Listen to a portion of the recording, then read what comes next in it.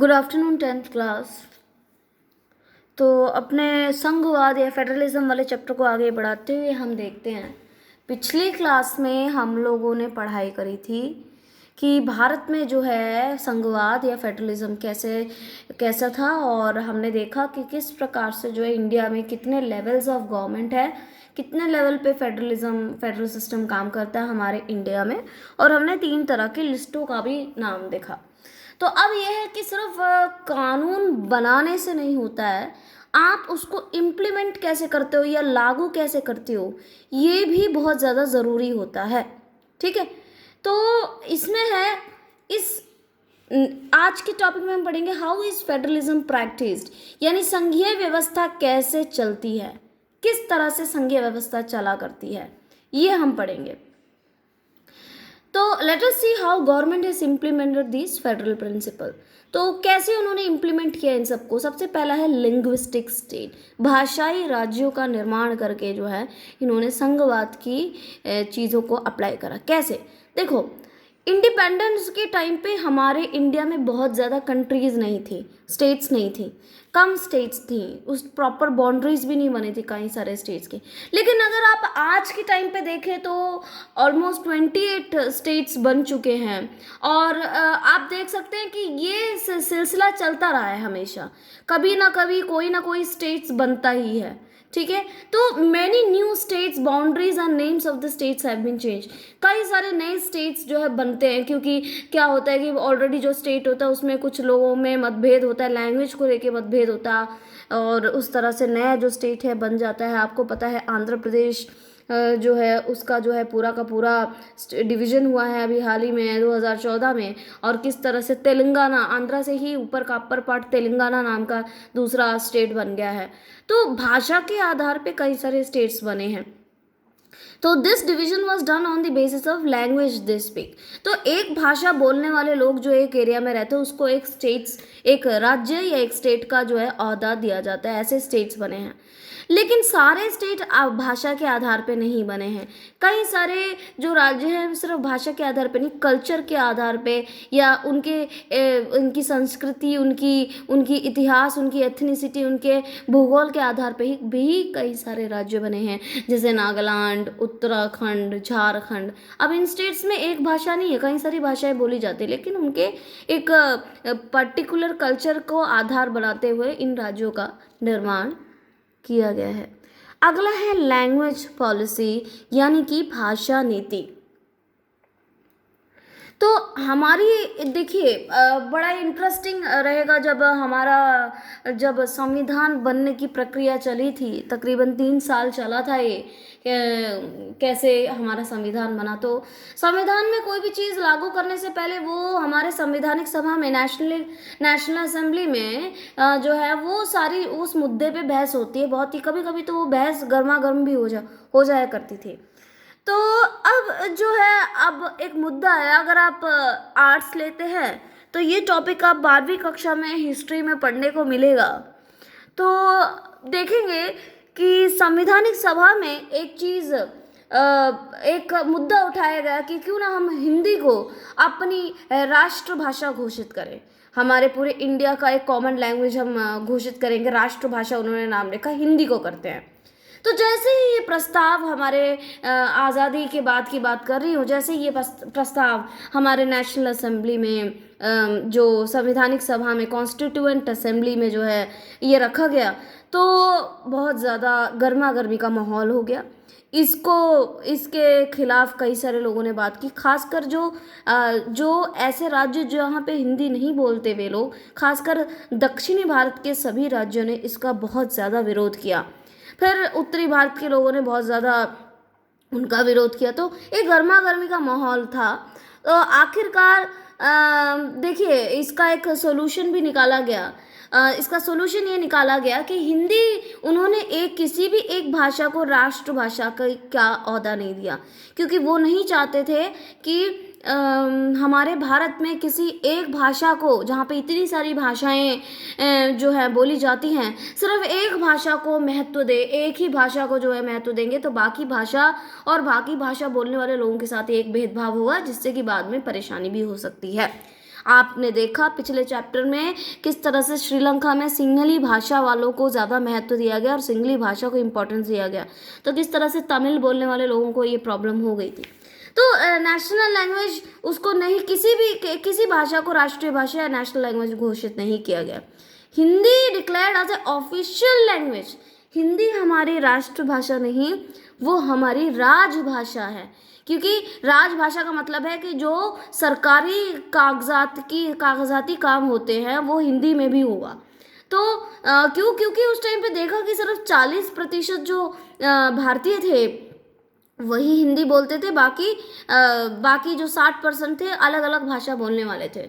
ठीक है, तो हिंदी को राष्ट्रभाषा घोषित ना करते हुए राजभाषा घोषित किया गया, ताकि Hindi was not declared as the national language but it is declared as the official language. इसको ऑफिशियल लैंग्वेज के रूप में डिक्लेयर किया ताकि बाकी लोगों को जो है बुरा ना लगे, बाकी लोगों के साथ भेदभाव ना हो भाषा के आधार पे। तो हिंदी हमारी राजभाषा है, लेकिन हिंदी के अलावा भी 21 और भाषाओं को जो है अनुसूचित भाषा यानी शेड्यूल लैंग्वेज में हमारे संविधान में लिखा गया है, संविधान में लिखित है। एक राजभाषा हो गई हिंदी, और बाकी अलग से जो है शेड्यूल लैंग्वेज यानी अनुसूचित भाषा रखी गई है। अगर आप अपने टेक्स्ट बुक में देखेंगे तो ये देखिए, आपके टेक्स्ट बुक में मैं आपको दिखा देती हूँ। आपके टेक्स्ट बुक में पूरा का पूरा लिस्ट है शेड्यूल लैंग्वेज कौन कौन से हैं आपके, असमीज, और कितने प्रतिशत लोग वो बोलते हैं। 1.28% भारत की जनसंख्या वो बोलती है। एक नेक्स्ट बंगाली है, बोडो है, डोगरी है, गुजराती, हिंदी, कन्नड़, कश्मीरी, कोंकणी, मैथिली, मलयालम, मणिपुरी, मराठी, नेपाली, ओडिया, पंजाबी, संस्कृत, संथली, सिंधी, तमिल, तेलुगु और उर्दू। तो ये सारी हमारी पूरे के पूरे 22 इनफैक्ट ऑफिशियल लैंग्वेज है, शेड्यूल लैंग्वेज है हमारे इंडिया का। तो देखिए, इसके अलावा हर राज्यों की अपनी एक भाषा होती है, उनका राज्यों की भी अपनी अलग से ऑफिशियल भाषा होती है। फॉर एग्जांपल अगर बंगाल में है तो एक ऑफिशियल भाषा वहाँ पे बंगाली भी होती है। Other official language is English, दूसरा ऑफिशियल लैंग्वेज इंग्लिश था। देखो, जब हमारा संविधान बना था तो उन्होंने कहा था कि देखो इंग्लिश को कंटिन्यू करते, क्योंकि अंग्रेज आए थे तो हमारी ऑफिशियल लैंग्वेज इंग्लिश थी। तो उन्होंने कहा था कि चलो ऑफिशियल लैंग्वेज इंग्लिश करते हैं, और ये सिर्फ 1965 तक ही होगा, उसके बाद हम इंग्लिश को ऑफिशियल लैंग्वेज हटा देंगे।